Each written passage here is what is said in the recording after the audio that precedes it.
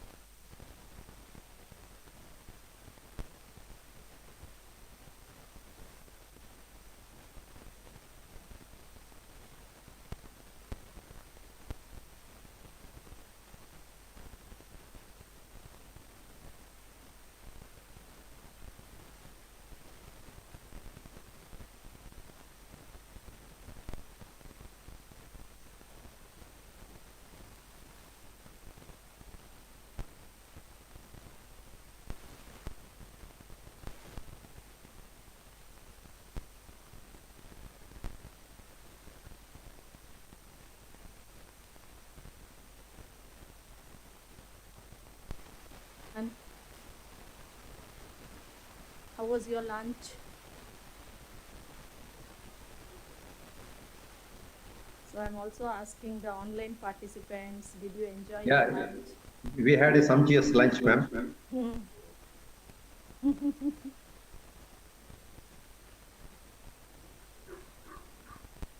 I think whatever is the type of lunch, this afternoon session is not going to let us fall asleep, because the person who is leading the session is the much awaited, especially for the JNV group who have joined here with lots of challenges already expressed right from the morning. You are looking forward for this session, and let us see, though, like attending towards the solution. Let us begin with this panel discussion. We have Mr. A.N. Ramchandra, former Joint Commissioner, Navodaya Vidyalaya Sangathan, as the lead in this panel discussion. We request the administrators and school leaders who are here, both online and offline, to join him in either putting up your experiences or sharing your experiences, and also in finding solution to the challenges which all of us are facing in the present situation. Now I request Mr. Ramchandra to begin the session by sharing his experience, vast experience, as the Navodaya experience especially, and you can also come out of Navodaya for some time and look at all the administrators of the country, especially this our eastern region, and guide them with your experience. Welcome to you, sir. Please start. Thank you, madam. Thanks for considering me and bestowing hopes on me. I'm yeah, delighted to.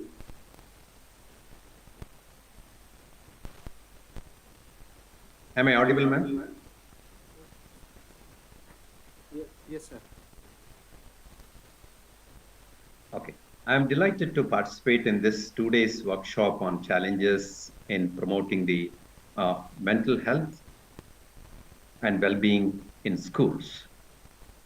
Having worked in the school system for a long time, I also worked in the systems like IIT as well as Triple IT, and also some portion of my life also spent in Department of Science and Technology. Although I dealt with the education sector, uh, with this background, I think, as already expressed in the earlier sessions, promoting mental health and well being among students in schools is really crucial. for their well-being, overall development, and academic success. However, we have the challenges. Having been a teacher and administrator, I strongly believe that there is no single formula to negotiate this issue. So much so, there are very many new challenges coming up every day. Alongside this, I really would like to recall the statement made in the just preceding session that all challenges of the society goes through the school. Now, this is the situation under which we are working with the schools. The first and foremost challenges, if I can just present it, I think having discussed very many issues, we are all the educators amongst here. I can straight away enter into the points. What I will do in another couple of minutes is just present some of the points which I think which are necessary to be addressed, and we can later discuss the solutions for it. In between, if I feel some of the issues which could have some lights on, rather hopes on certain solutions, I can just refer it. The first and the foremost, which I think is that the perception and the style of administration we do for the schools. There are this administration may begin from the classroom administration, the school administration, and the administration of the group of schools which we are conceiving. All the administrators in the chain, I refer it. I have also been one of the culprits under this chain. And with this knowledge, I just refer that there is a serious necessity of understanding of the students' issues in the contemporary line. Somewhere I feel the challenge is that the administrators are applying our own experience upon the children who are in the current age. We were in the past age. This is the major issue. The second point I just expect is the disparity in academic inputs. Approach to teaching creates confusion amongst the students. Everybody knows about it. But we also know that when different teachers are addressing the issues differently, especially in the school system, it creates tremendous amount of disparity and alienation in the minds of the children.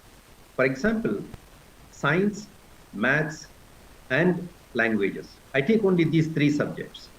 All these three are surrounded in the life of the students. But mathematics is taught separately in an abstract way. Science is taught with certain practical issues sort of things. And language is taught as a philosophy.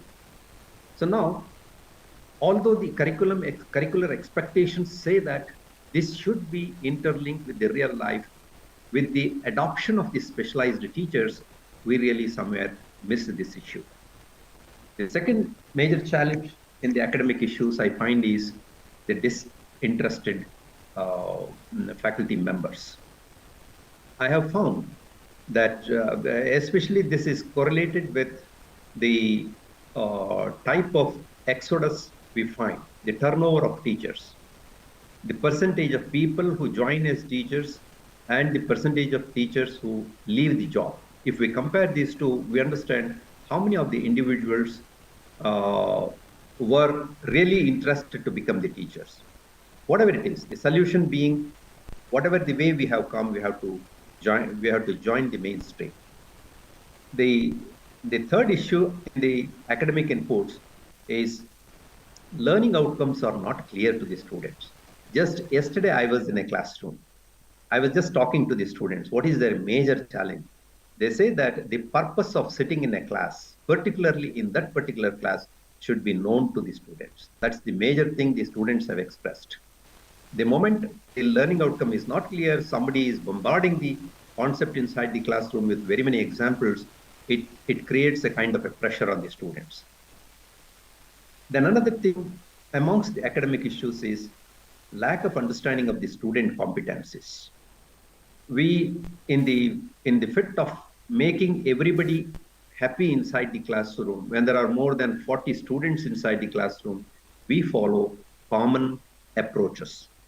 The individual's age-specific approaches are not still followed. Our classrooms, I'm sorry to say this, are still bureaucratic. We are following a formula. Then the second issue I just feel is that the lack of democratic approaches inside the classroom system. Uh, the first of all is there is no provision for the student to do the mistake. If there is any mistake, either we mark zero or we start listing the child in the negative marking. This is a bigger threat for the children because from the home, every child is pointed out to become success. The third issue is pressure from the media. It is true that we are in a democratic society, but uh, uh, the understanding that everything is the responsibility of the school is also a myth. The society, media also will have to understand that they are also part of the game. Whatever the media expresses, children are seeing it. They find tremendous disparity between what is expressed in media and what is taught in the classroom.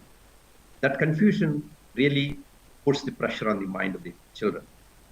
Then they, amongst the rural students and especially in the government schools, what we have found is unsupported poverty is a greatest threat, and it is causing tremendous mental stress for the students. Similarly, we have stigma surrounding the mental health. Many of us address this issue as a disease, although all of us have one or the other issues in us. Therefore, awareness of this issue in consultation with a professional is much more important. All of us are trying with the blindfolded activities. And very truly, everyone have said in the morning session also that high academic expectations amongst the students, creating the competitive environment. We think that if it is converted into challenge, the children will take it. But in nature, it's not so. We need not have to compete each other. Our philosophy itself says that one child need not have to compete himself. A child has to compete with himself only. So that's what the pressure we have to take it out. The social isolation. I see a very peculiar situation of keeping the classroom or the school as a separate social entity, which is not so. The classroom scenario is more or so within the society only. Therefore, isolating the student from the real situation and then throwing the concepts of togetherness inside the classroom will definitely misguide the children. And family dynamics is another issue which creates, which is brought from the home environment or parental involvement in understanding of the mental health issues. More so, the next aspect I refer is limited resources we have. Limited resources in the sense, the morning session also it was referred, every teacher has to understand that they are also addressing the mental health of the students. It's just not intellectual game we are participating inside the classroom. This also has certain budget constraints. Teachers are not trained. We have thought about earlier that everybody said that a school should have one counselor. The CBSE says by rule that every school should appoint one male and one female counselors. But majority of the schools have not provided the budget for that. This is a total Indian context I'm talking about, where we tried to find the budget for it, especially in Navodaya, we found some kind of a opportunity to create the budget for it. And we found the problem that there are not many trained people available in the country to be appointed, to appoint them as the counselors. The lack of institutes who are training the counseling. For that matter, outside the society, in the hospitals also, there are shortages. Especially after every surgery, patient is supposed to undergo the uh, uh, counseling, but not many are available for social psychology people. The cultural diversity has been taught. The language is another biggest issue. What I'm talking is, in the name of English, we left our mother tongue. In the name of mother tongue, we just combined English and mother tongue together, and nowhere we are giving the pattern of thinking to the children. I go here, even now, I keep going to the classrooms and then see, I'm in Karnataka, I see that teachers do not use complete Kannada or complete English. They're mixing up. When we mix up the language, the pattern of thinking gets mixed up. So that's where the students also get confused with the issues dealt in the curriculum. Uh, and another issue, what I think is the lack of early identification. We are not giving sufficient opportunity for the school system for the early intervention and timely intervention for the uh, students. Uh, if there are good number of teachers who understand the students and can give the support to the students, it will be far better. There are different approaches. Probably the experts here will have to explain it. The approach says that, first of the approach says that the counselor should be a separate person. The other approach says that every teacher is a counselor. They have to have some role of the issues. But media in between, the median way could be that every teacher should have the sense of disturbance created by the teacher himself or by the environment or by the school situations. And if it is not solvable, then we can hand it over to the counselor. So this kind of a coordination between the teacher and the counselor is also very important. Without disturbing the psychology of the home, that is most important. The major thing, what the students have said, today I just went to a school. I talked to the group of students. 30% of the students said, even today, the bullying in terms of the academic bullying still exists inside the classroom, even in the good schools.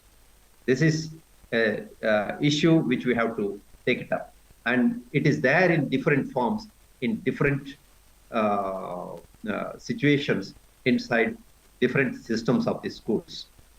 And altogether, I do not think that this could be taken as a problem. People have been suggesting now that this excessive screen time for the students by allowing them to use mobile is a bigger threat. I don't think we are capable of taking out the mobile or the digital instruments outside the classroom. It's already there inside. We will have to negotiate it, and we will have to make use of the resources available and make the content as interesting to be seen by the students.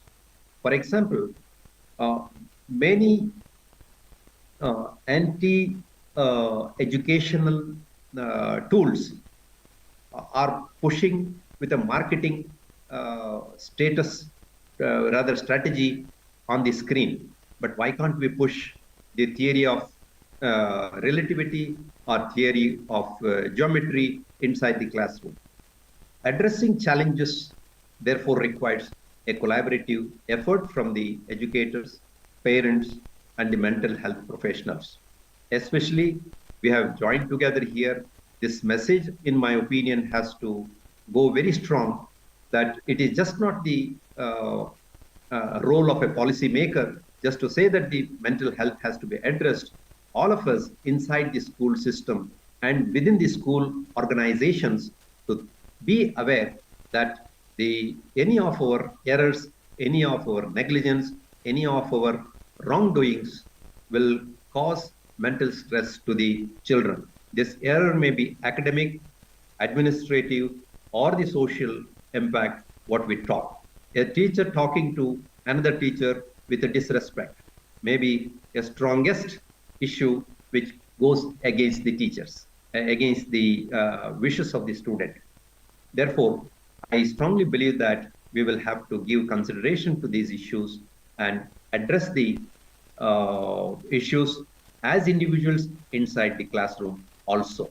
Thank you very much. I just would like to listen to other panel members so that we can continue the discussion. Thank you.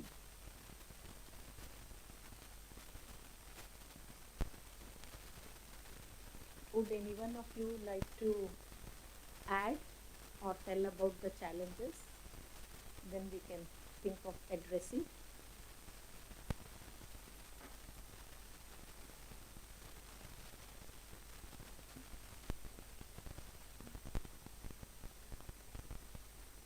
Can I start from here? Yes. Hello, good afternoon, sir. Myself is Dr. S.K. Kaur. I am a medical officer. I am working as medical officer in the RI dispensary, Bhubaneswar. And I agree with all your points, but regarding one point, the use of these mobiles, the internet, and the computers, these electronic gadgets, that is essential. But the timing should be such that it will not affect their students' say, performance or their learning process, and much more dependence on these electronic medias. I think they are not practically using their hands on practical experiences because of this electronic media. So one thing I would say regarding YouTube, many of the channels are available who tell that they are teaching in a good way and they make the propaganda, advertisements, other things are there. But real life situation, learning from the real life situation is not exactly same as learning from the YouTubes, because the personal interaction is not there. The body language we cannot express fully in the electronic media. And in addition to that, the radiations, the physical effects of using the electronic media is there, which is more likely to affect the people, students who are at younger age. And more years of exposure may lead to certain problems, physical problems actually, in their life, which is yet to be learnt. Thank you, sir.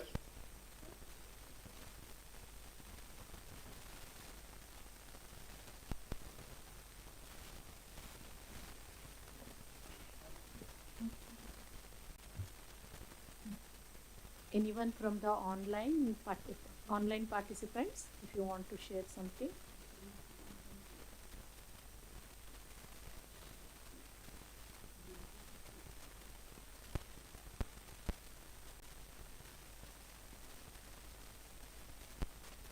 Maybe we can specifically go Andaman and Nicobar Islands participants who have joined. I'm sure the challenges are unique to your context,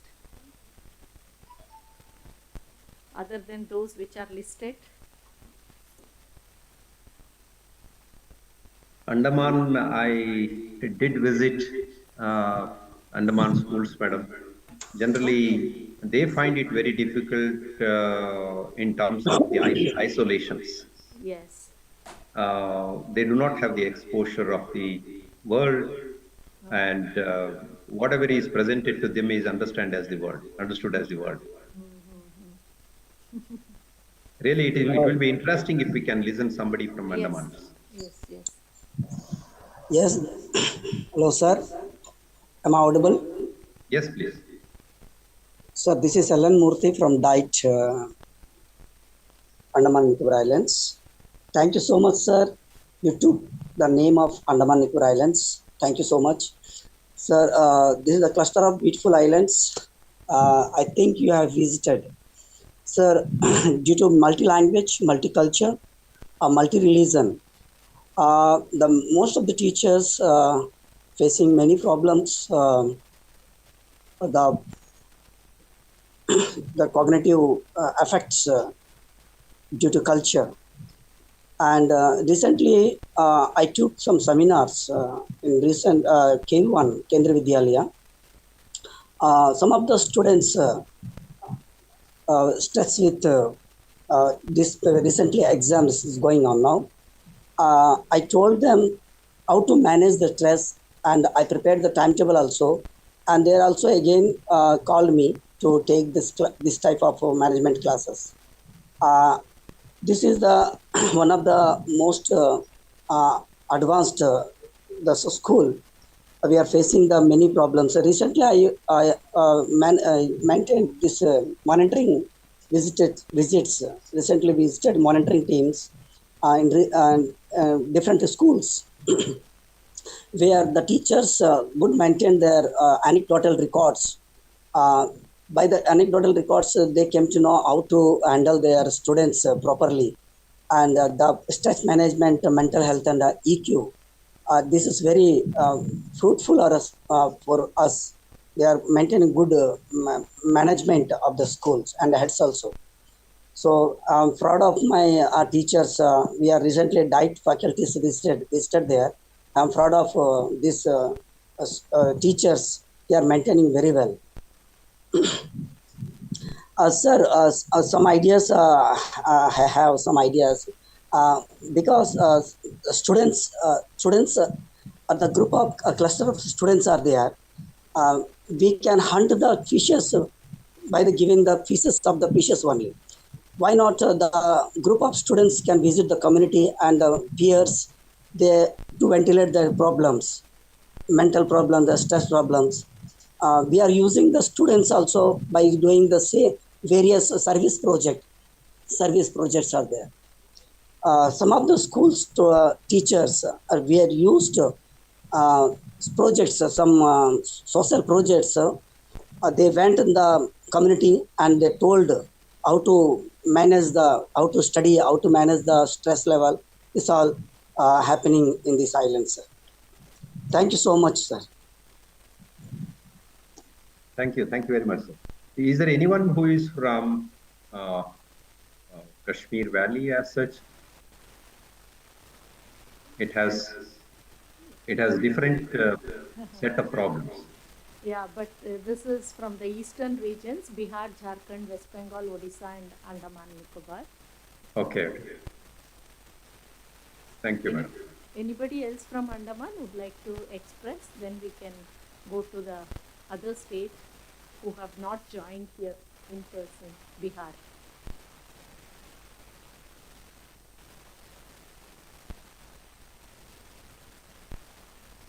Good evening, all of you. Good evening, sir. Good evening, good evening. Actually, we Ellen Murthy and me both are from diet faculties. So here, last year we conducted so many workshops for teachers, ma'am, in-service teachers, for well-being of the children and good health, and so many seminars related to mental health awareness program for teachers as well as the DLA trainees also.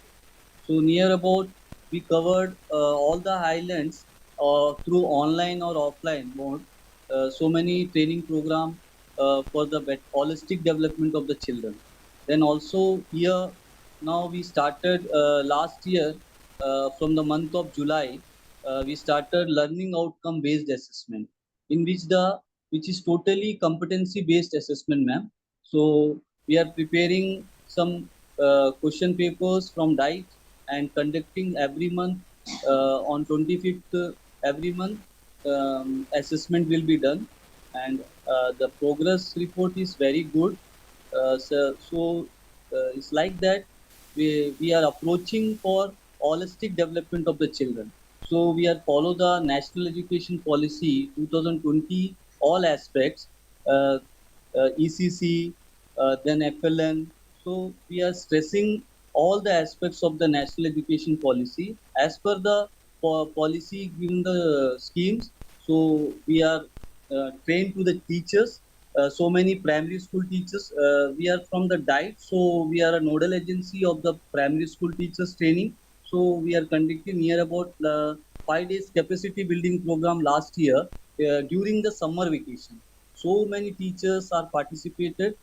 Near about 1220 primary school teachers and head of the schools of primary schools are participated for this. The subject is, ma'am, learning outcome, how to achieve the learning outcome, and how to create the interest towards the children to achieve the learning outcome in each and every subject. So we are mapping, we are done already mapping the learning outcomes through the NCRT syllabus, and we are distributed all schools. And as per the learning outcome, we are preparing the learning outcome based assessment question paper. Then, so these are the our achievement, ma'am. And we are doing next year also so many training program chalk out for the 24 and 25 also for the betterment of the teachers and capacity of the capacity building of the teachers of the Andaman Nicobar Island. Thank you very much. Thank you, madam. It's really interesting to know that you are ahead of time and you are moving with the implementation of NEP 2020. And I have proof also sitting here in RI Bhubaneswar, because you have requested many programs and our institute is conducting series of programs for Andaman and Nicobar. And Yes, ma'am.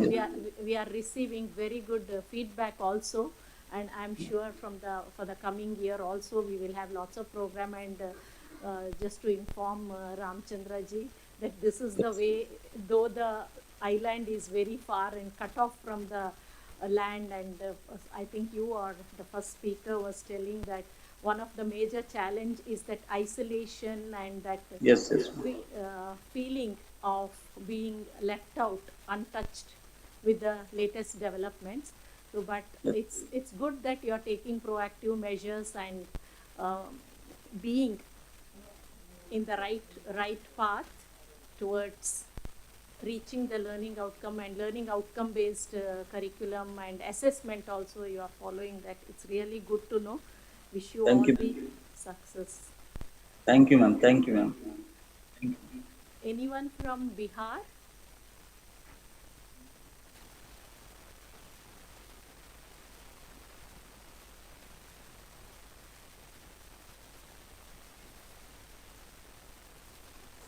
Maybe from here, administrators from this hall.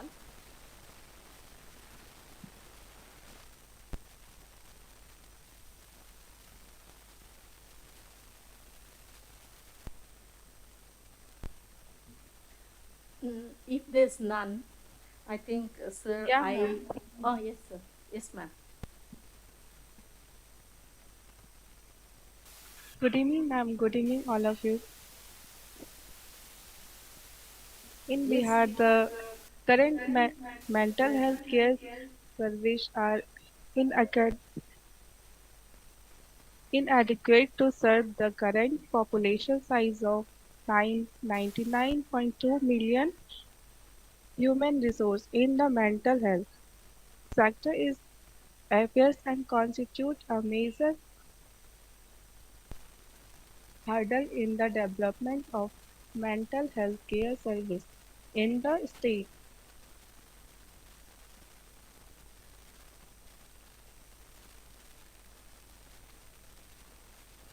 In the Bihar, the health issue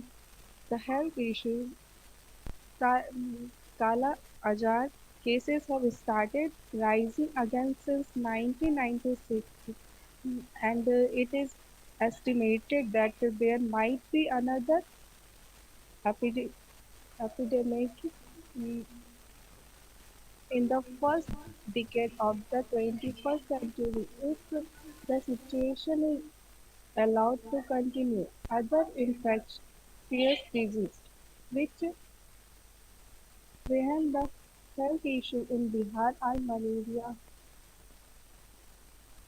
HIV, AIDS, and etc.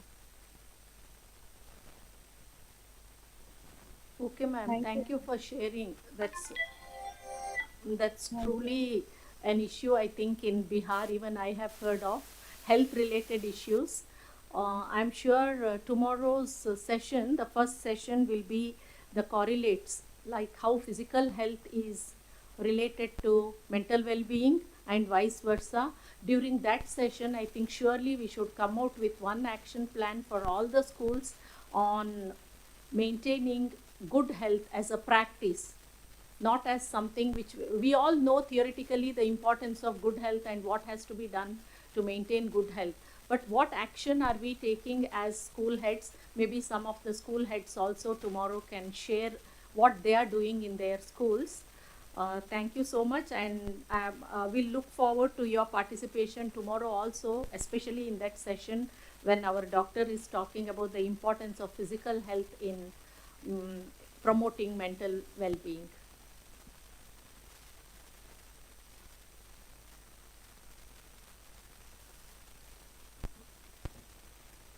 Anyone here?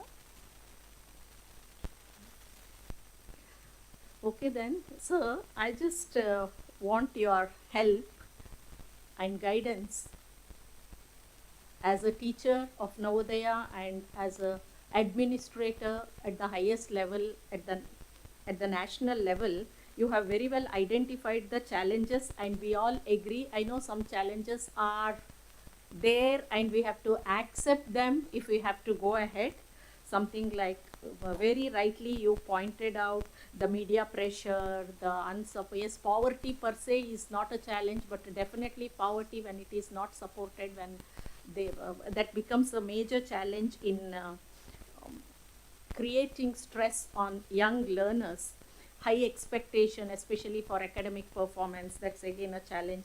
And academic bullying, as you rightly said, yesterday I was going through the newspaper where about academic bullying, one article was there. Then I also felt that though we think that we have come out of all those things, but it still exists. So with your experience, you said addressing these challenges, let us just look forward, and you said collaborative effort is the requirement. With your experience, can you suggest a simple way as a head or a school administrator, what can be the guidelines to form this, to develop this collaborative effort at the school level in addressing the challenges? You can either overall say about all challenges, or you can specify on any one of the challenges which is of major concern to all of us here. Yes, ma'am. Thank you very much, ma'am. Before I just address the issue which you referred, I also would like to thank Professor Murthy for suggesting the peer counseling, and Professor Govind Raju for adopting the competency-based learning, and Dr. Saab for giving the input on the on-screen problems of the students. My experience has been that the highest order of collaboration takes place in the residential school atmosphere. I may be really biased because I spent something like 25 years in the residential school systems. Okay, so I may be biased in that way, but I still feel the student not being in, rather a student finding the difference in the environment of the home and the school every day, every now and then, morning and evening. This dichotomy and these differentiations create lots of mental stress on the child, because what he sees inside the classroom is different. When he goes back, it is different. At least if he is there in the school system, during the holidays time, he will compromise. Okay, in learning environment, I can forget everything and then go. What happens in the residential school is that everybody acts like a parent. So there is a parental responsibility amongst the teachers. So that is what it protects. Coming out, if it is to be applied in the day school system, very many schools in the West also they have followed, at least up to primary stage. Involvement of parents inside the school is very high, in the sense that lot many parents are involved inside the classroom environment. That has to be worked out very diligently as well as very carefully, because we don't get as many resource persons amongst the parents. That is one issue. The second issue which can be supported for the collaborative learning is the tolerance of the administration. Uh, I am also one of the culprits. I already said it. We not know. Actually, the factual data is collected by the child. How every child behaves, how his child responds, how his child able to recognize the letters, numbers, images, graph, table. These are the things which the teacher is able to get the data. Based on that, the teacher is able to give the inputs. Therefore, we have to first uh, give a kind of a training to the teachers, give them the freedom of taking their own decisions as regards to the approaches followed inside the classroom. This is the major strategy we can adopt. In addition, the collaborative learning also involves the collaboration amongst various subject teachers. I already referred it. If the lessons inside a science textbook is picked up by the English teacher or the language teacher and then explained, how the concepts are laid, how the sentences are structured, how does it make a difference when a preposition is changed from one place to another place, how a question tag is placed there, what kind of a research an individual has taken. Even the history also, we are teaching the history separately. It can be within mathematics. Although, for example, if I take the graph inside class 8th, there is the teacher is explaining about the Cartesian theory of plotting the graph, but there is a small portion of the history written there also. So how the history understood, they can give it. So the strategy could be the interdisciplinary teaching inside the classroom and wider recognition of the interdisciplinary teaching. The third aspect, which I probably give stress upon, is the language. The strong component of teaching of language. I have found out that the students find the syllabus very heavy. Before coming to this seminar, I went to the classroom and then I just had a kind of a demonstration. A good school, student is at the 9th standard. The student is studying in the English medium for 9 years inside an English medium, but the speed of reading is 140 words per minute. Okay, this is simply insufficient. At the age of 13 or 14, the child should at least attain the speed of 250 words per minute, reading speed. Now, when the reading speed is slow, we can naturally conclude that the writing speed is also low. When these reading and writing speeds are low, definitely the image creation, graph, table, understanding of the table, and the reading of the picture, these all will be very slow. What it means is the required speed inside the thinking has not been put inside the educational practices. Therefore, a good amount of training for the students to go for speed reading and writing, it is very much essential. This can happen only if all teachers are working with this project. Project is speed reading and writing, but mathematics teacher, language teacher, and science teacher, social science teacher, everyone will have to collaborate there. They will have to pick up those instances. A scenario will have to be provided to the child. Like what Dr. Govindraj has said, that they are providing the competency-based questions. In competency-based questions, instead of raising the level of the questions, if we are able to provide the scenario, the student is taken out of the memory stress on memory, and they will be able to go towards the creativity. So there are a lot many approaches available.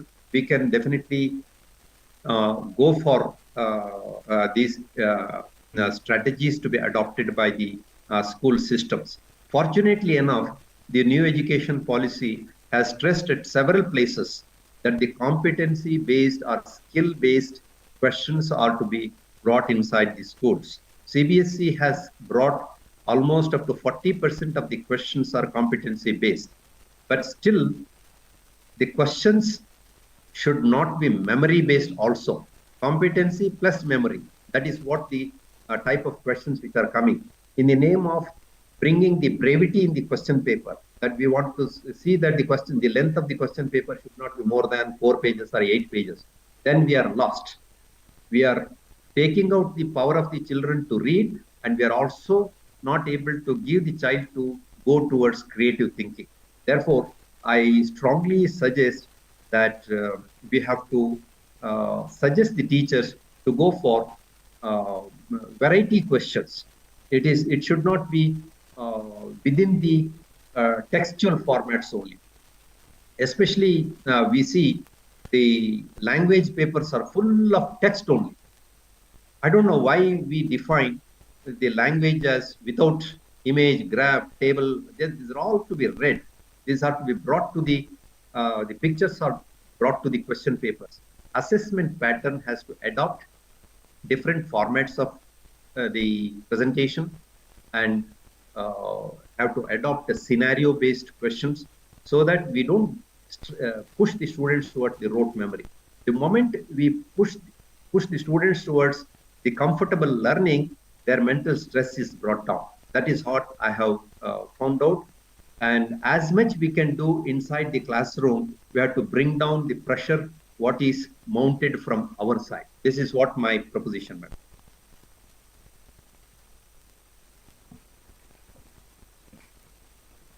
So truly your experience has helped the participant. I really agree with you when you said, especially these three strategies which you said, I think as school heads, as teachers, and especially as administrators and school heads, if we can, the participants here, all of them are administrators and school heads. If I think I'm talking for all of them, if we can look at these three strategies, that is taking the autonomy, or rather as a head giving autonomy to the teacher to be the decision maker in the classroom, whatever it is. It may be the choice of pedagogy, or it may be the assessment pattern which they do, or the way they deal with a certain situation. If teacher can be given that autonomy, that is freedom to the teacher to take decision in the classroom, like we usually say, providing or taking or giving a non-threatening environment to children while learning. I think the same non-threatening environment has to be provided to teachers to take the class also. And another one which you said, I think all of you will agree with me, because this collaboration between subject teachers, you very beautifully put it, like how the sentence formation and the prepositions or adjectives, adverbs, everything is there in social science and science textbook also. So that definitely reduces the pressure of children, because they think that these are not separate compartmentalized content which we are learning, rather everything is one. So the thought itself is relaxing to students, and their academic pressure will definitely reduce. And definitely this is my favorite topic, pedagogical approach to mental well-being in the classroom, and as a whole school approach also. If you can create that kind of an environment in learning where a competency is developed in the child, where the child is able to get a skill in every class, one small skill, even learning the vocabulary and using the vocabulary in a sentence, anything. If they learn in every class, if every child in the class to their level, if they can pick up one skill, one competency, that gives them so much of satisfaction, and the stress level will reduce so much, because at the end of the class, it is that feeling that gives them, that takes them away from the stress. Instead of thinking that of the content, it's not the content overall, but what is that skill for me which I can take it along with me throughout my life, which every content has it. And even you said one more thing, which I think I want to draw the attention of all my friends here. Purpose of sitting in the classroom.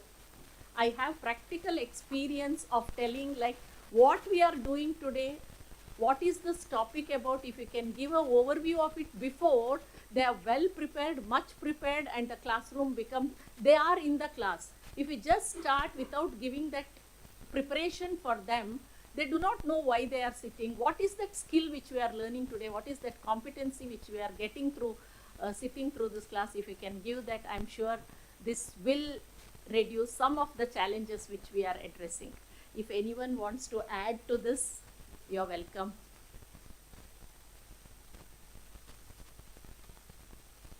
Actually, I visited a classroom yesterday. It was a mathematics class.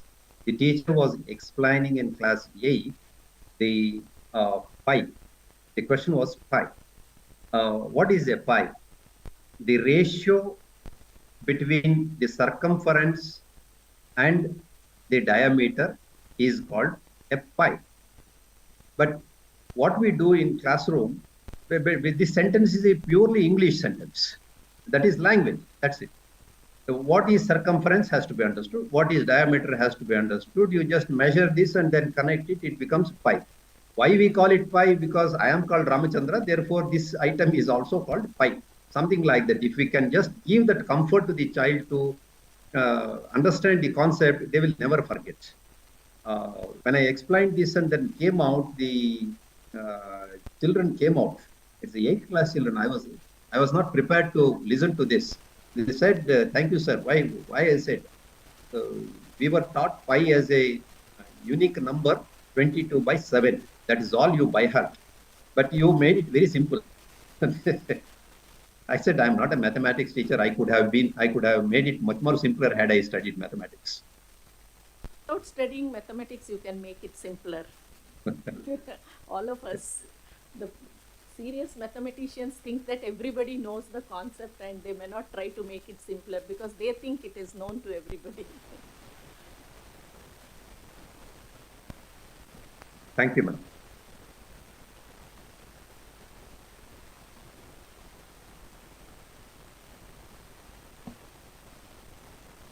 So we can conclude the session. Is it okay?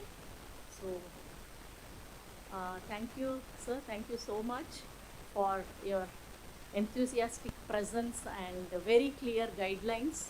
I'm sure the participants here as administrators will carry these ideas with them and implement it in their situation, and they will find some result, and we'll be happy if you can share those with us also. So shall we can break.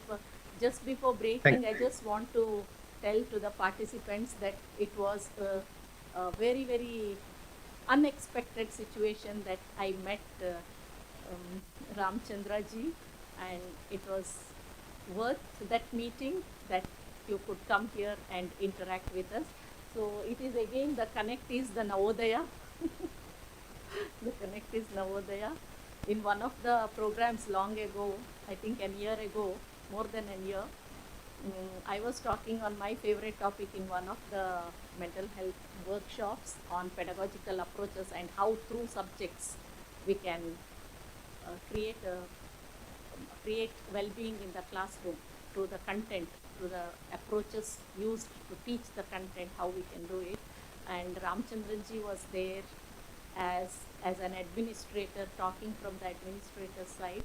And soon after the session, I got a call from him. He tried my number probably, but I was not in this country that time. So immediately he called my WhatsApp and I responded. It was early in the morning. I was joining from USA to that program online, and he talked to me only because in the conversation I was sharing my experience of being a Navodaya teacher earlier. Then after that, we didn't meet, we didn't talk to each other. But just a month ago, I was thinking of this mental health program, and in a wedding we met in a very, very pleasant way. Informal function, yes. Yes. So it was a surprise, very pleasant surprise. I'm happy that we could connect with each other. I think Navodaya has that link, all the Navodaya teachers, and we have lots of Navodaya students here. I see the connect. Whatever it is, the Navodayans have that bond, be it teachers or the students. So this is something which is very essential in a school. They realize it more after they leave the school, I have understood. But let us just make it a reality and experience that when they are in the school also. So with this, on behalf of everyone, I thank you so much for your time and for your effort in connecting to us and sharing your experience. Let us break for tea and we can meet probably 3:50, 3:50. Is it okay?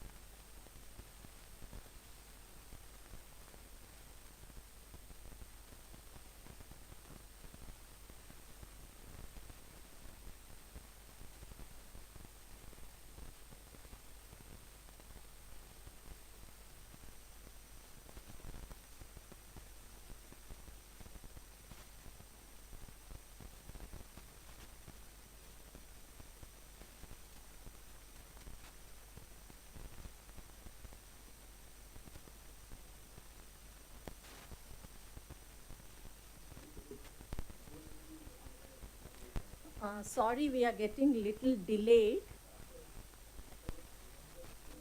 Maybe we'll take another 5-10 minutes.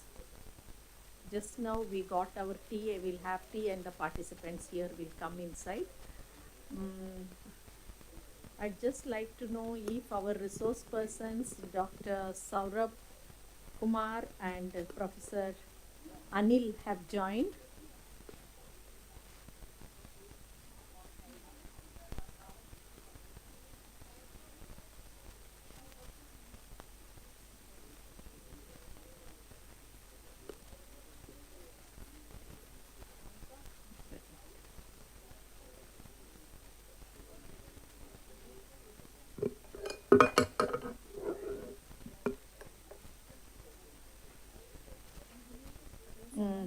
Yeah.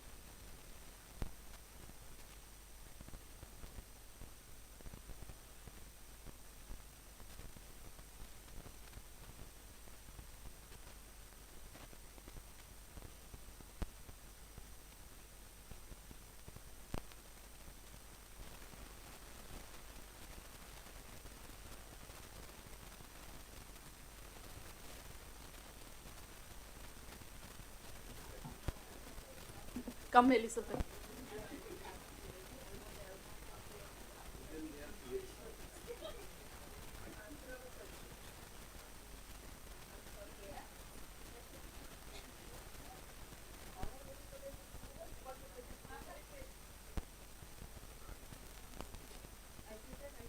No, no, come here.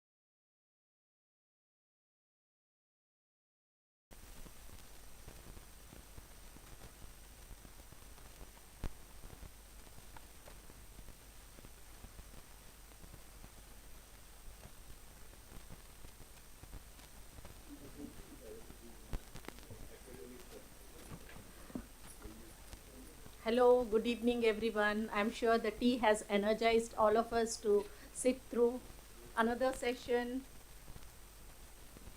So, this is the concluding session for day one, where we are planning to identify the steps that could be taken forward for mental well being of students. So, let us invite and let me first welcome our resource person, Dr. Sashwati Jana. She is a faculty. She is assistant professor in psychology in FM Autonomous College, Balasore, Odisha. She has come and joined us physically, so it's a pleasure to have her with us and facilitate the discussion in this session.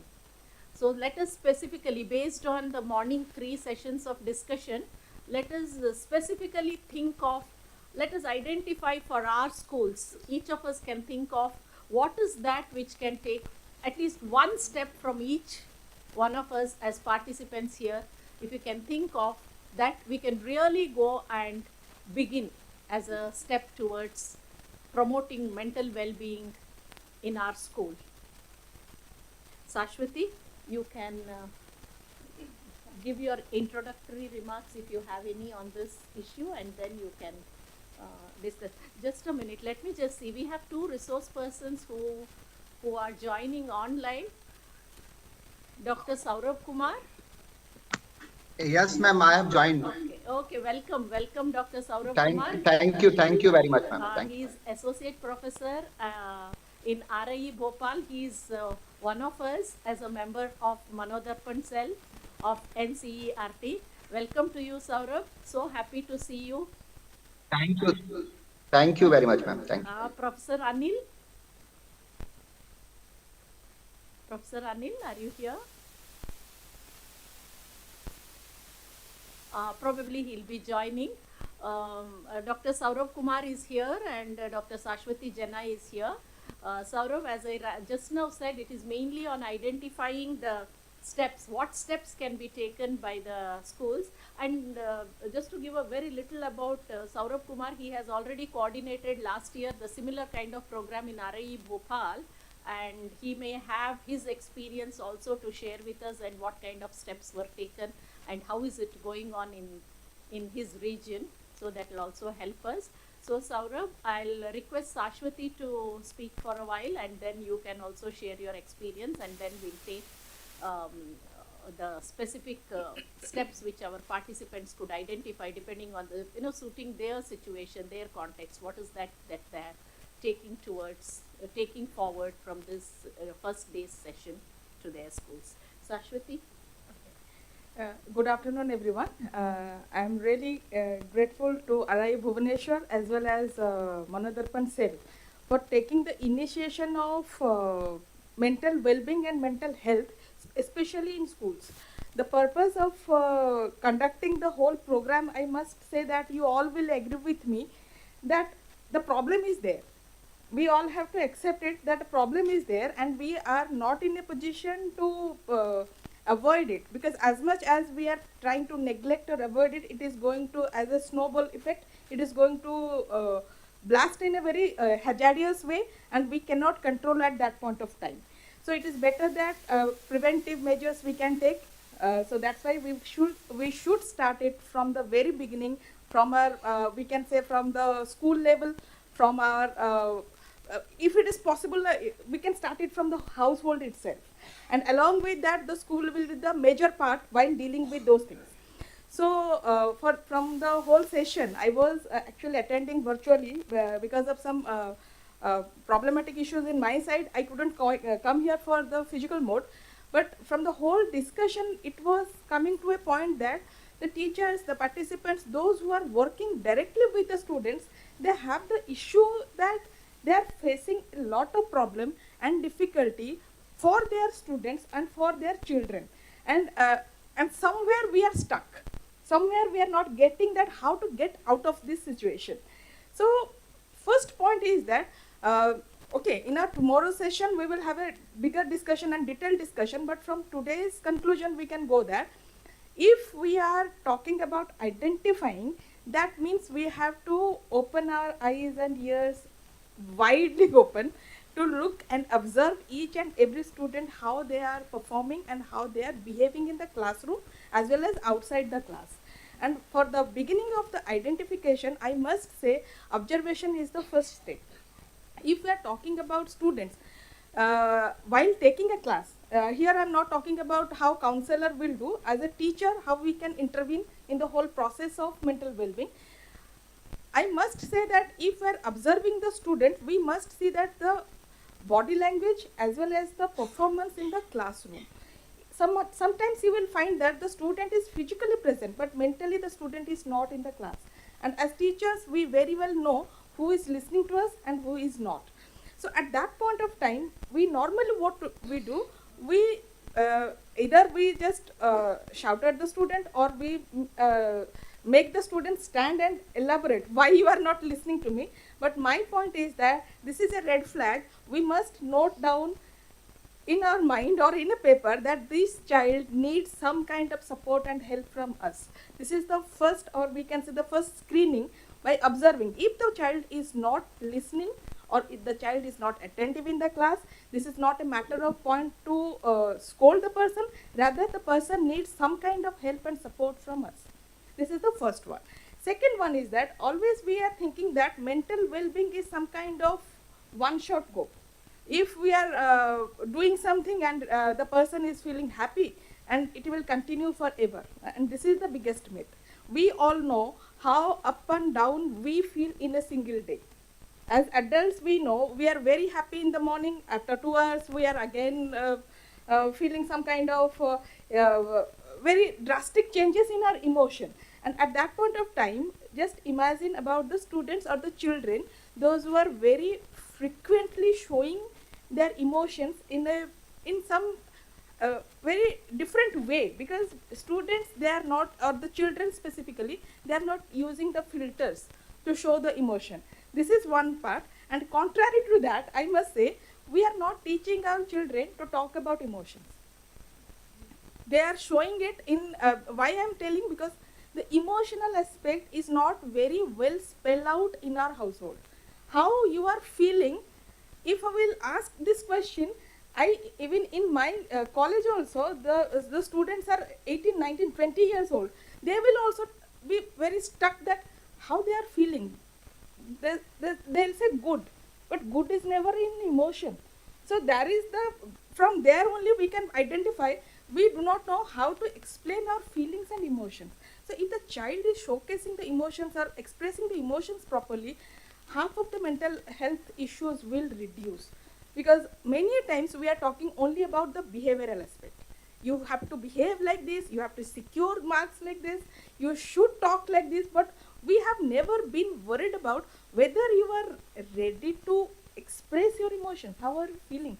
I am secure 99%, but how I am feeling right now? I may not be always happy with highest marks, but that thing we have to. So this is the duty of a teacher, that we can talk about that please explain and express your emotions properly.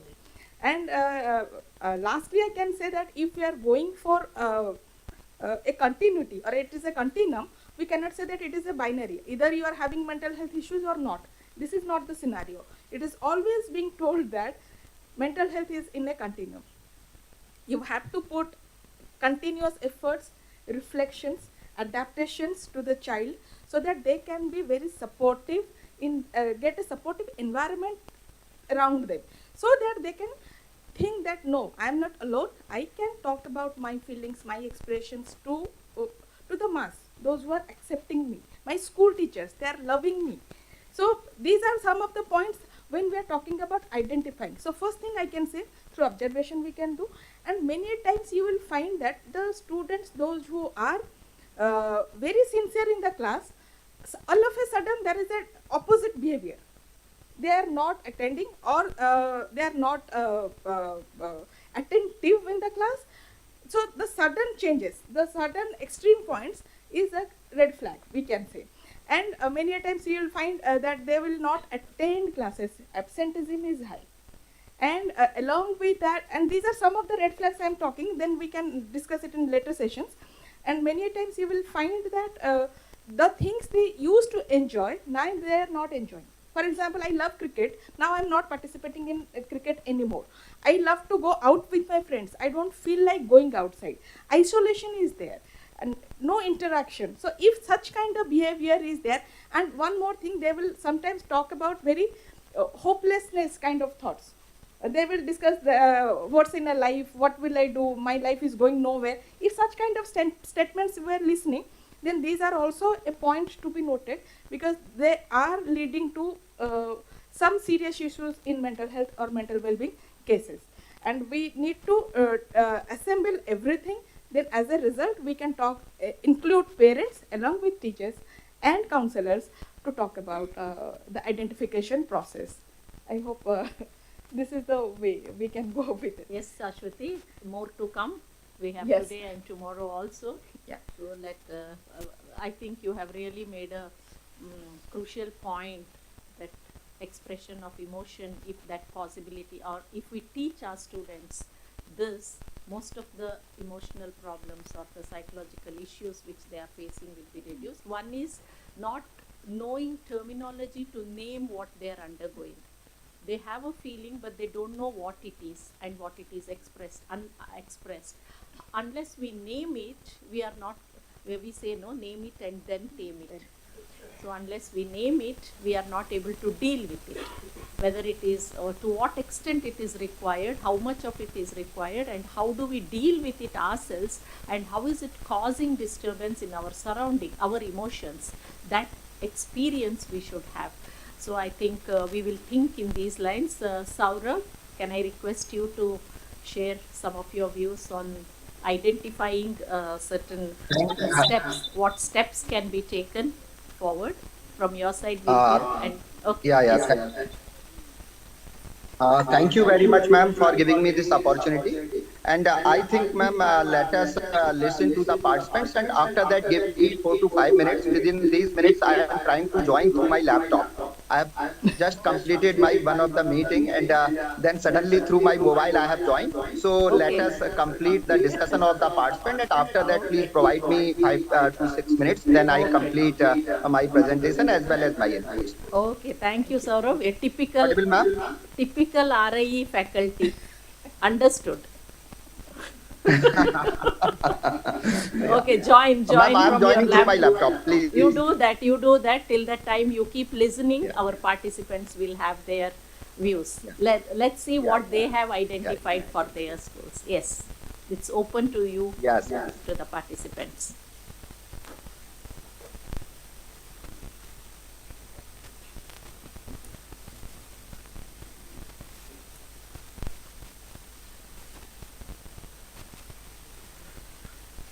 Ma'am, should I start or the participants are going to start? Participants, will give time to participants first. Okay, thank you.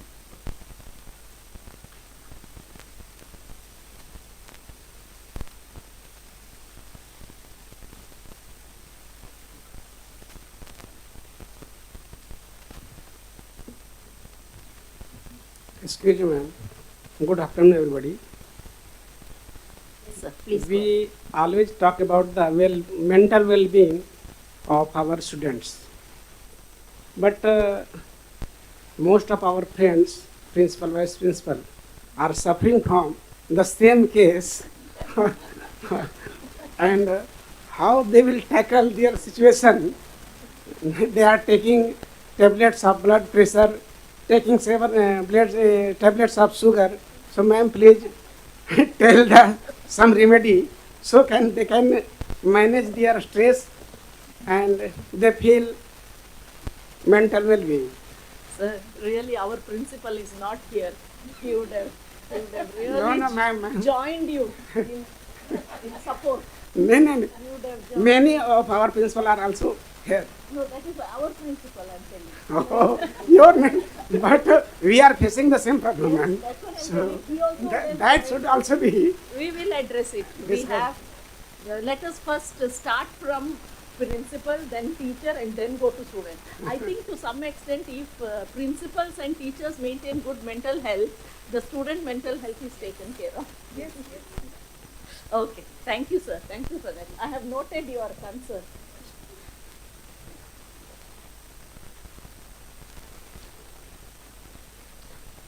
Excuse me, madam. Whatever my friend told, actually, so many administrative pressures are there upon the principals and vice principals, which cannot be expressed everywhere, or we can say nowhere also. That is the root cause of the depression or whatever mental, we can say, whatever may be, that is the root cause. And it is reflecting everywhere. That is not only reflecting in the mind of principal or vice principal, it is reflecting in the office, family, among the students and everywhere. And similarly, suppose we are finding some students is going to the depression, whatever may be the cause.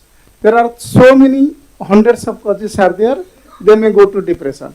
Securing of less mark is only the 1 point. Only the 1 point. That is not the, it may be pressure of the parent side to secure good marks, or pressure of the teacher, or pressure of the anybody else. Only we are thinking about, because since we are working in a academic part, we are seeing only the academic part. So many parts are there. Therefore, students are going to the depression. But if they are going to the depression, what is the remedies that they will not go to depression? And if somebody else already in depression, how he will come out? That is the important part. And for this one, as my knowledge is concerned, we are not giving sufficient choice to the students. Suppose somebody else is interested to do the art, from the family side or whatever may be the side, he is not getting that one. Or somebody else is interested for dance.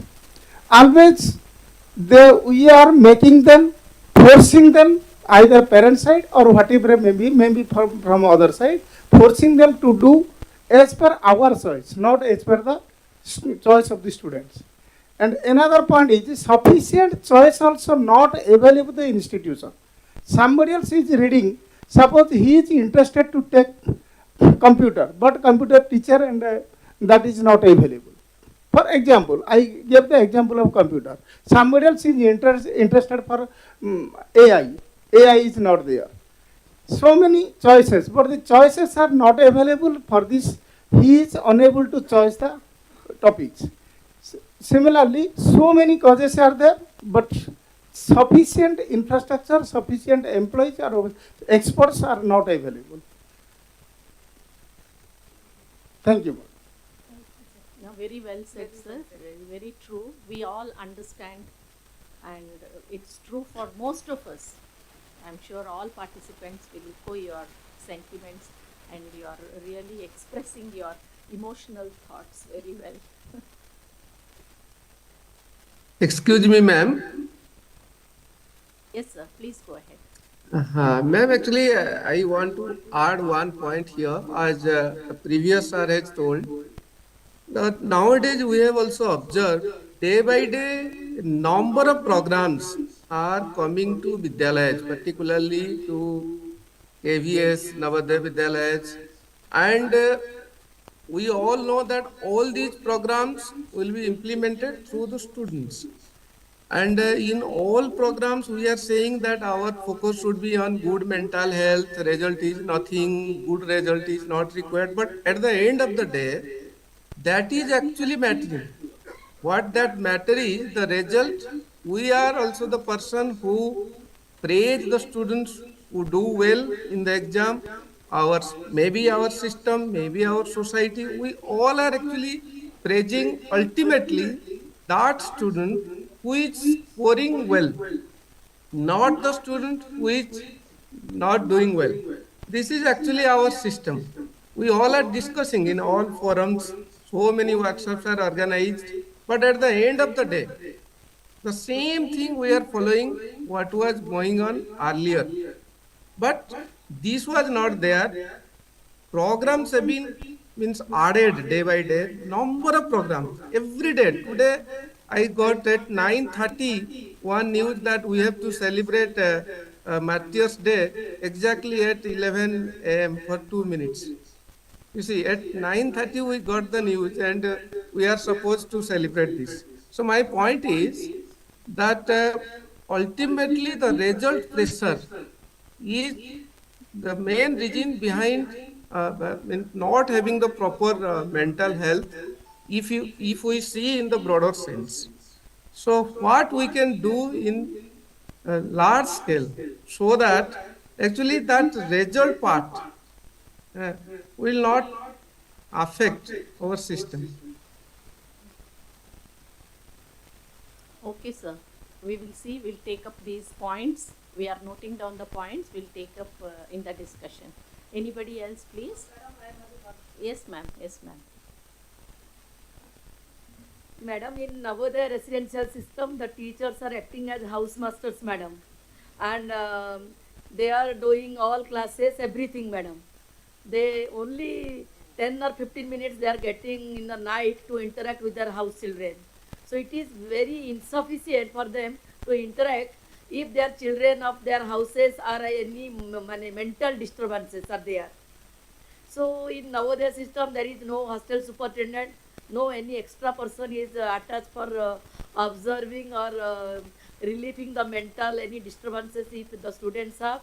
So it is again another great challenge to Navodaya system and the Navodaya employee how to get the identify the mental disturbed children in that a big you can say the routine life of Navodaya from morning 5 o'clock to night 10:30, and it is, madam, really it is very tedious work, and for that reason I hope the children they are losing their mental imbalance and they don't have any person whom they like to share their feelings. This is one point. Second point, what now the sir told that earlier I recall 5 or 10 years before there was no such large programs or celebrations are there in our school activities, madam. But nowadays, in every day we are celebrating one function. And after celebration, immediate Google Sheet will come and they will ask you to fill all their data, how many are attend, what are the photos, everything, etc., etc. So again, it is another challenge that the principal, vice principal, housemaster and subject teachers, they also won't get any time to interact personally with our house children or their class children. This is another great challenge, madam. So think about it, madam, and give solution, madam, please. Okay. Is there anyone? Yes, madam. I want to add one more thing here. Same thing is, uh, as we are going or conducting many programs, our student and parents are also complaining if we are going a daily more and more number of programs, then what time we will read? And parents are complaining our but students are how much mark will we get after the end of exam. This is the another stress of the student as well as the parents also. Good afternoon, madam. May I say something, ma'am? Yes, sir, please. Madam, I just read somewhere that collaborative activities in fact leads to burnout. So, and we are doing a lot of activities where collaboration is needed. So, doesn't it contribute to this burnout factor, this increasing stress factor among our children? Because a lot of programs for which we need collaboration, the children are collaborating with the fellow peers and also with teachers. And day by day, as everybody is pointing out, the programs are increasing. So, isn't it a fact to be considered? Sir, we need some clarification. Can you please clarify it again? Because collaboration, I couldn't get it. Ma'am, for any program, the child has to contact a lot of peers. The child has to contact community members, parents, teachers, and day by day the programs are increasing. And the stress factor is, I think, it is because of that. Apart from the repetitive nature of the work we are giving. Okay, okay. But what I understood is that if the child is going from pillar to post to organize and to conduct one program, you are talking about that, right? Yes, ma'am. And at certain point of time, they are just going down, that they do not want to perform anymore. And yeah, and there is a reputation. I mean, ad nauseum there is an reputation. All the Yes, yes, all the yes. performances, all the events are of the same nature. I mean, there is little variation, little creativity there. Okay, okay, okay. Thank you, sir. I have noted it now. Thank you, ma'am. I think Saurav, we can come to you now and then we'll go Yes, to ma'am. Sashwati Yes, to ma'am. conclude. Yeah. Yeah. So once again, thank you very much, ma'am, for giving me this opportunity. Though I could not join this meeting since beginning, and I could not listen the participants and other deliberations. But whatever I have listened, I just took the inputs. What I am just realizing as a member of Manodarpan cell. As Madam has already told, that last year we conducted one conference, that was one conference, and that was also in blended mode. And that conference was basically conducted to the school administrators. And we have invited the school principals from all KVS, NVS, and other types of school, state government schools principals were also joined in that meeting. And the first issue that was raised, that the role of school administrators are very important when we discuss about the identifying steps for mental well-being of the students. Since as a teacher, we all know that there are so many activities in the school.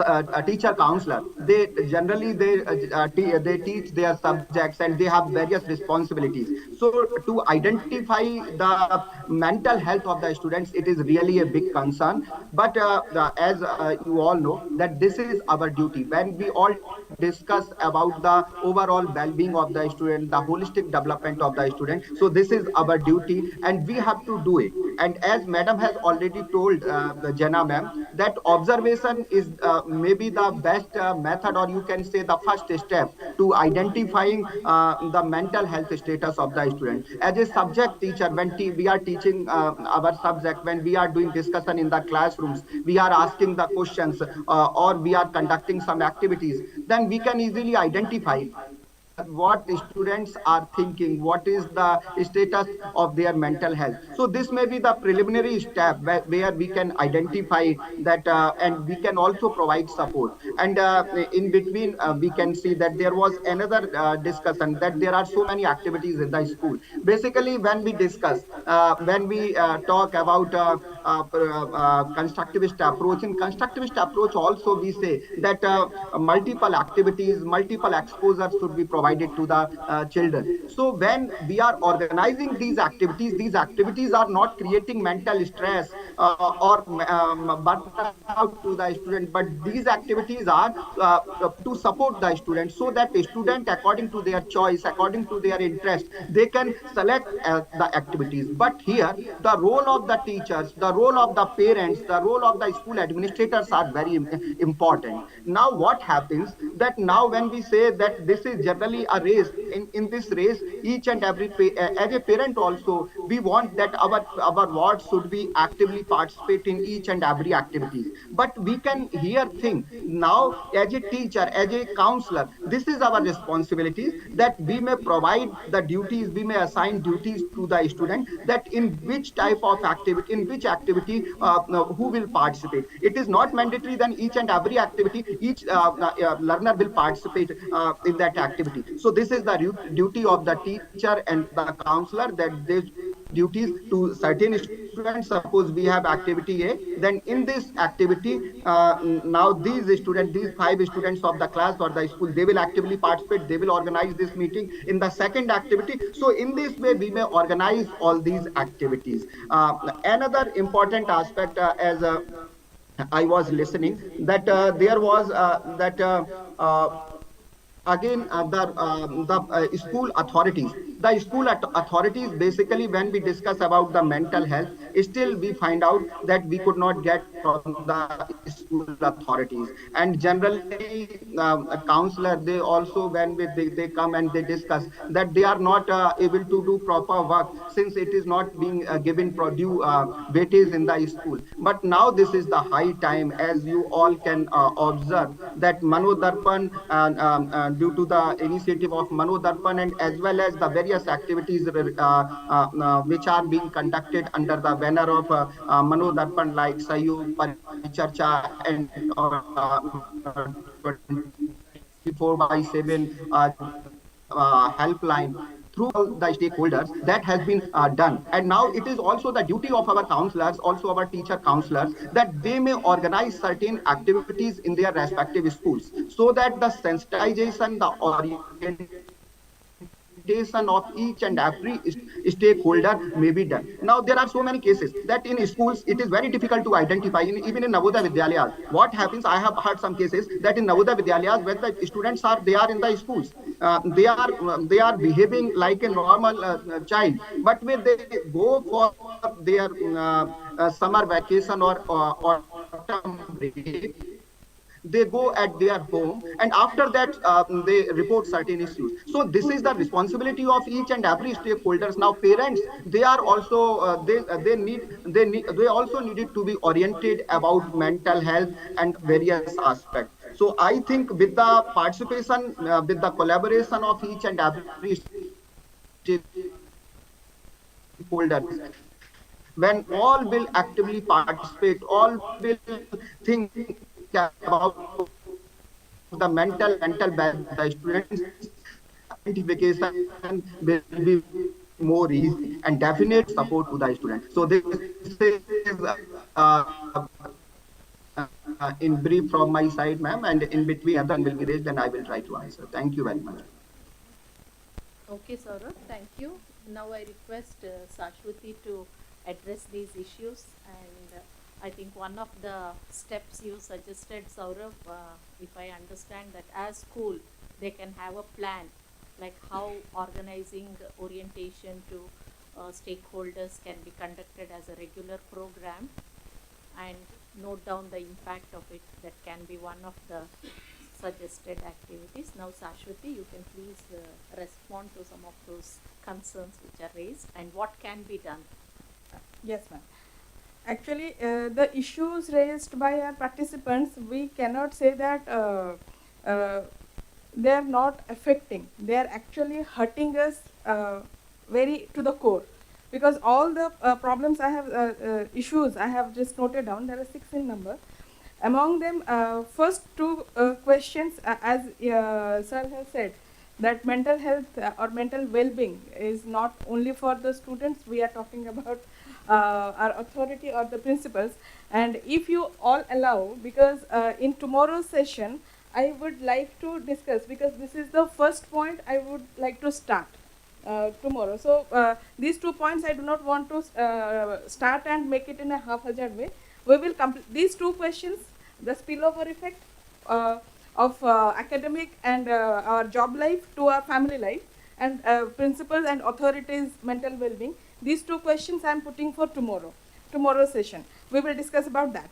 But now I am coming to the third point, where it is very nicely said that we do not have sufficient choices to make, and along with that we do not have the infrastructure and the employees to go for or to provide the support and the help to the students. I completely do agree with this, because to do a counseling session, the bare minimum thing is that we require is the confidentiality and the privacy, and these two things normally it is unavailable in our majority of the educational institutes. It is a very hardcore truth, but it is a fact, because sometimes we want to provide counseling, we want to provide the service, the mental health or the mental well-being thing, we want to render the help, but the point is that we do not know where to do this. And this particular thing, we all need to take it very seriously, as we are talking about a science laboratory is required, as we are talking about, because these are the mandatory things.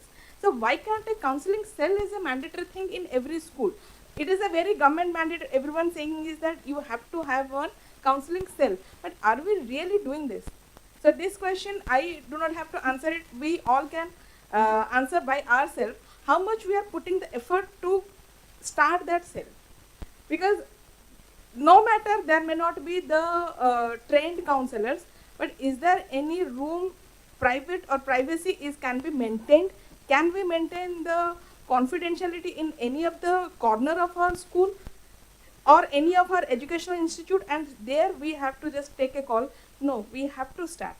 We have to start, because sometimes we feel that okay, ये हो जाएगा बाद में, but this is not the way that we should start with. As a classroom, just like our laboratory, counseling cell is a must. But this is not a very paramount thing that we all are agreeing with. This is one aspect.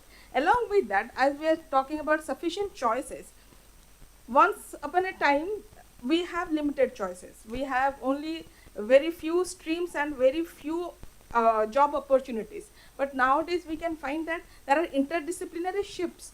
The point is that we have to educate ourselves that if a student is going or pursuing the career in one particular stream, we shouldn't frighten him that this is a very limited career, you shouldn't pursue this, you should go for a particular career. Because many times parents, teachers, everyone is saying, and I am not mentioning the name of the stream, but we know which is the most acceptable stream in our country, that this is having the various or vast opportunities for job, and the rest of the streams are not. But nowadays, thanks to NEP, this thing is going to resolve a lot, because we can choose from one stream to another. Interdisciplinary things are going on. So this sufficient choice issue, it will take time, but it is definitely going to resolve with this NEP 2020. And for the fourth question, I would like to say about the increased number of programs. The result matters. Though we say that no, mental health issues are important, we, as you very nicely said, sir, that results are secondary, but end of the day, we all are pursuing for the result. And this is a fact. We all do that. But the point is, whenever we are talking about mental health, are we really understanding what we are talking, or we are only superficially doing it? This is also again one topic of discussion for tomorrow. So I'm putting 3 questions for tomorrow, and I'm just because these are the real issues I would like to tap, because as you all are with the position, so if you want, we can do the changes and miracle can happen, sir. So in your school, through you, we can expect that something better is going to happen. And then there is one more thing, is that insufficient time. And this issue, as you said, ma'am, in JNV, I have also interacted with many of the faculties. They are saying the similar thing, because for the whole day, they are working for the official task. And at the end of the day, we are only talking about student mental health. Nobody is talking about you as a teacher, because you are also human beings. We are not superhumans, or we are not the machines. We are also having the limitations. We cannot work for 24/7, and along with that, if we are dealing with for any kind of mental health issues, first I need to be in a calm and composed way. Are we in that position? And the answer will be unanimously no. We are not in a right state of mind to deal with the student. Yes, we can do it in a very, as we can say, routine. Mechanically, we are going, and how are you, and are you doing well, are you studying well, this much. Nothing can be expected from you, and if someone is saying that you have to do it, then this is inhuman. This is inhuman because how we are treating also the mental health professionals, that is also one big issue. We would like to talk about that. So either we have extra manpower, or we must have limited work pressure so that we can devote our time for this mental health issues. Otherwise everything will be only in interaction, nothing will be implemented, only we are talking. And if we want to spoil our time just by talking, then it is not going to, because so many programs will be going on, no concrete objective will be achieved. This is my point of view, ma'am. Because actually this is not about overcoming, sir. This is the point, is all about that how we are dealing with it, because when we are talking about overcoming, their situation is very concrete, but here the situation is not concrete, it is a continuous process. How we are planning, and how much help we are getting from the authority and the total system, because it is not one man's work. We are putting it very safely and silently, it is the counselor's job or it is the house mother's job, but are we really seeing that how they are going through? And if we are empathetic towards them, then things will be over. So there is no shortcut or ready-made solution that yes, if you are doing this, then you will get out of this. But the point is that are we really ready to help them? If we can help them, obviously it is a tasking job. It is taking time to get over it, but it can be achieved. We cannot say it cannot be achieved. It can be achieved. Point is that are we helping them? Are we having an empathetic ear towards them? If not, then it is really difficult. It is really difficult. Things will be like this. We will try to just push it away. I am overburdened, so I can do it. And this is not going to work. I hope, as I am saying, I may sound funny, but what I am trying to say is that I am putting everything actually for tomorrow's discussion. But tomorrow it will be having a long discussion on this, because these are the points what hunched me as a counselor. So it is really painful if we will see that people are suffering, but we are unable to help. So The person who is doing is always doing and things protect might it is seen that a person who is doing is always doing, and a person who is not doing or not performing well, he or she is not given that work. So the person who is doing it, the mental health, obviously it will be affected. One or two means one program he or she will be doing it properly. Second, he or she will be doing it properly. Third, it will be affecting. obviously. And again we find that we are doing it and we are getting pressured, and in front of us a person, because he is misfit, he or she is not given the work. This is also being done. Yes, ma'am. And Actually, madam, what is equal distribution of work among all the employees? actually She say, equal distribution by the authority. Yes. That is one of the important part. She identified. and this Now, platform is madam, great for us. Madam, that we I are want communicating. to say here, NCRT and NIPA, they are planning for the educations in our country, mainly for school educations. My question is, why till date, after independence of more than 75 years, why it has not been that after elementary education, the branches will be changed as per the choice of the student. Till date, it has not happened. What are the, I cannot say why it is not happening. Because And it has been observed, madam, you can, I think, most of all will agree with me, though there are schools, government schools in the villages, still mainly the middle class people are shifting to the towns to take admission in the private college, private institutions. Because whatever we are setting up the schools, but there is no infrastructure, no employee, no teacher. If there are 5 classes, one teacher will be appointed, and number of hours will be assigned upon that. These are the root causes, therefore they are dropouts from the government schools, mainly. In several schools you have also visited, being an expert. And next is, we all are human beings. Apart from our duty, we need some time, 3 times. That's what I'm saying. Because 3 times entertainment, 3 times personal works, these are also the part of the life. To whom we are, or system, not we mean system. System is neglecting repeatedly. Because of these things, so many mental depressions are coming and it is reflecting everywhere. Not only one place, but it is reflecting everywhere. Mainly because this free time must highly necessary. Rest, sufficient rest, highly necessary. Doctors are also saying everywhere, rest, sufficient rest is necessary, entertainment is necessary, free time is necessary. If these things will not happen, automatically the persons will go to depression. It is the root cause of the mental health, mental problems. And in particularly the countries like India, it is previously it was not there, but day by day it is increasing. No doubt at all. actually, the basic point here we can say that it is increasing, no doubt. But the point is that it was there. Earlier also it was there. It was not reported. As we are saying that the crime rate is increasing, it is increasing, but the thing is that it is now being reported. Abuse rate is increasing, it is being reported. Previously it was there, but it is increasing. No, time it to was time there. it is increasing. It was there. So we cannot say that the earlier age was the golden age and now we are living in a very harmful time. The point is that society will be remaining like this. And everywhere, wherever you will find there are certain group of people, those who are working, as madam has said, and certain group of people, those who are not working. But those who are working and those who are working for their mental health, we cannot say that you shouldn't be working because these people are not working.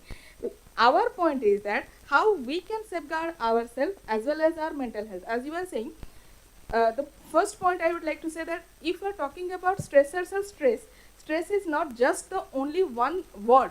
It is going to affect you 3-dimensionally. It is going to affect you, and this is going to affect your academic, your personal, your job life, everywhere. Because stress, as we all know, that this is the biggest cause of death till now. If we are saying that accident is the biggest cause, but many times you will find those who are met with an accident, they must be in a stress. That's why they are driving in a very rash way. Wrong way. So, and we are least bothered about the whole concept that stress is killing us. Have you eaten? We ask, but we never ever ask that, are you feeling good? How are you? We never say that. We say from the outward way, you are looking good. What about what I'm feeling? So that concept is actually lacking in our culture, basically, that we have no idea how to respect another human's humanity along with the emotions. So that is why I say many things we can organize, but the point is, are we really realizing that? So, so tomorrow's discussion will be based on this, because if you are finding everything in your own cognition, then things will be smoother. If it is a very behavioral kind of thing, we have to do this, and that. We will listen it today, and tomorrow. Why tomorrow? By evening we are going to forget, because this is not going to work. So the point is that it is definitely going to affect you 3-dimensionally. It is not going to affect you in 1 dimension. If you are stressed, if you are having some mental health issues, then your personal life, academic as well as job life and social life along with that, it is going to affect very negatively. This is one of so many physical diseases also related to this one. Many. That is why we call diseases like BP. No, we BP call it psychosomatic. That's why. So many. That's why psychosomatic. Our diseases are physically as well as psychological. We have to realize this thing. Just knowing is not going to help us. And one more thing is that the programs, again, it is going to the system.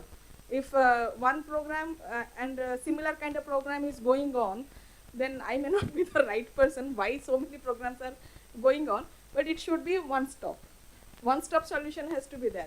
Why a child will run from pillar to post, and the parents will do all the exercise, and the thing will be done by as if the child has done. So these programs, I am not the right one to say, but we need to discuss and we need to think about it. So with this, these are the points, but 3 points I am putting for tomorrow's discussion. So we will have a discussion tomorrow. Thank you. Thank you, madam.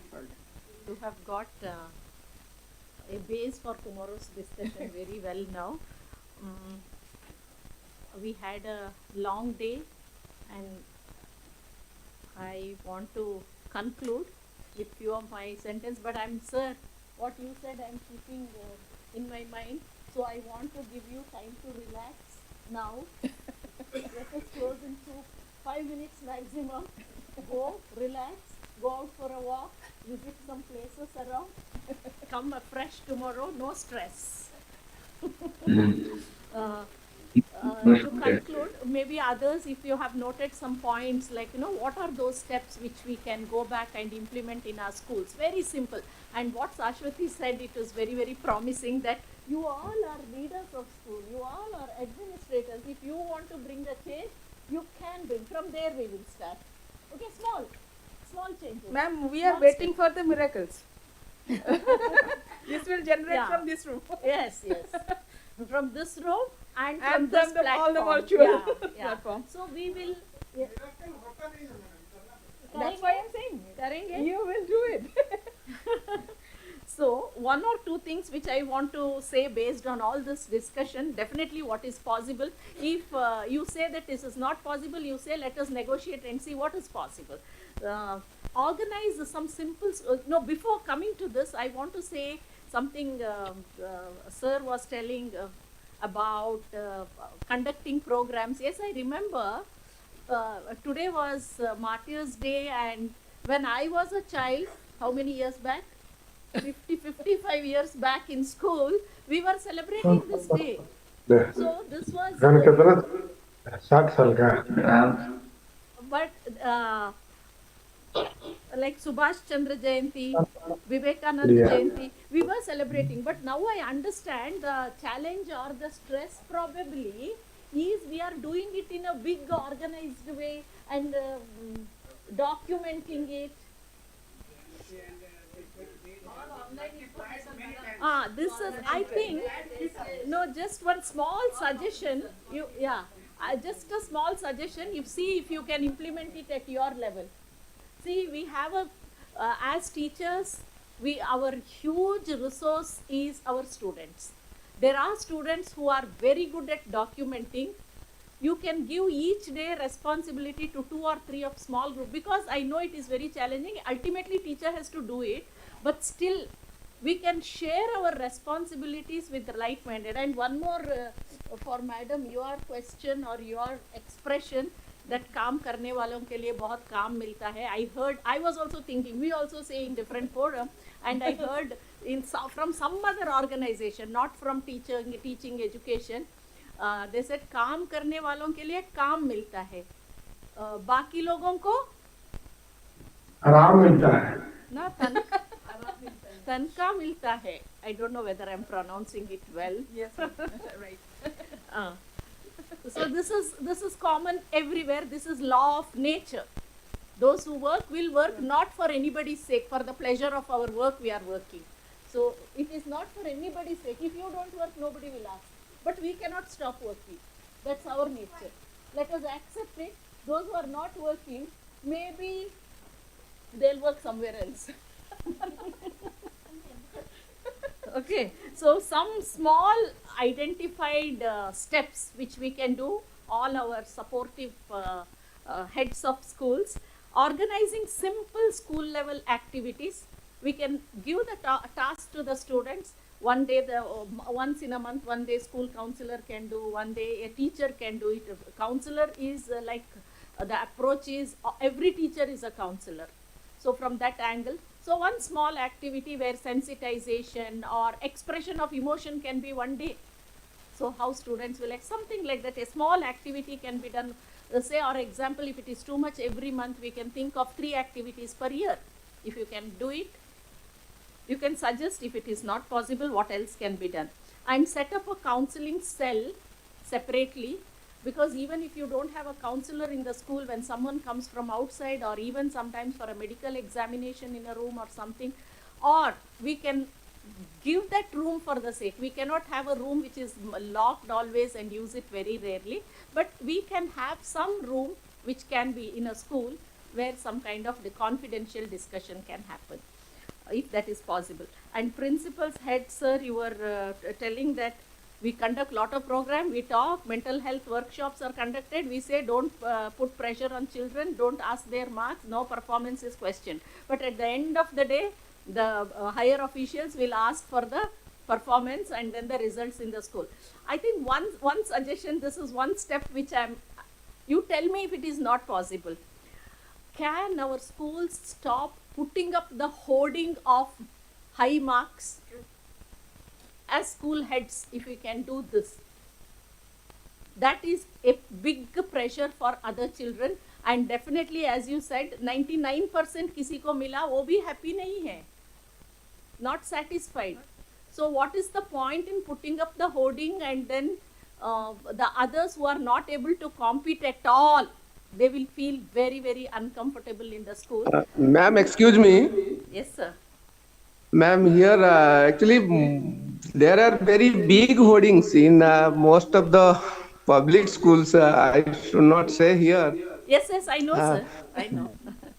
Though there are no big hoardings in front of any government schools, but madam, actually we are in that same society, so we have to survive also. So please speak on that. No, you are right. I see hoardings in the road, like when I go to airport, I see the big hoarding, and then the topper of the tutorials or the big school is there. But I don't know, as a school we can create, I'm keeping that in mind, sir, with due regard to your concern. We are in the society, but it's like, let us acknowledge every student in the school for what they are. So all are there in a school. Why hoarding of those people who have achieved? Let us acknowledge, let us encourage them. I'm not saying we should not encourage the achievers. Let us encourage everybody who's doing a good job. So if we can start this kind of small change, that might help develop a positive culture or a whole school approach into creating a whole school approach into mental well-being. We will continue the discussion. You can have your doubts and clarifications further tomorrow, but definitely by tomorrow evening we should come out with some action plan. You can take it as homework. Sorry if I'm giving stress again. So a small thought when you are going back, what I can do to my school, to that whole school approach towards mental well-being, you can be thinking. Thank you, Saurabh, Kumar, and thank you, Sashwati Jana. Thank you so much for joining. Thank you all participants who are our great resource for joining and continuing your enthusiasm till the end of the day. We'll meet afresh tomorrow, 9:25. We'll start the session at 9:30. Is that okay? Okay. Okay, madam. Thank you. Okay.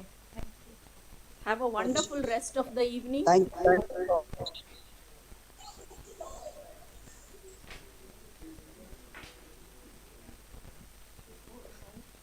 Oh, just a minute. We have to, sorry, we cannot do this. Our gratitude to the offline, online participant, we cannot do this. Let us express our gratitude to our resource person who has joined us here. So, thank you very much. This is our way of expressing our gratitude. Thank you so much.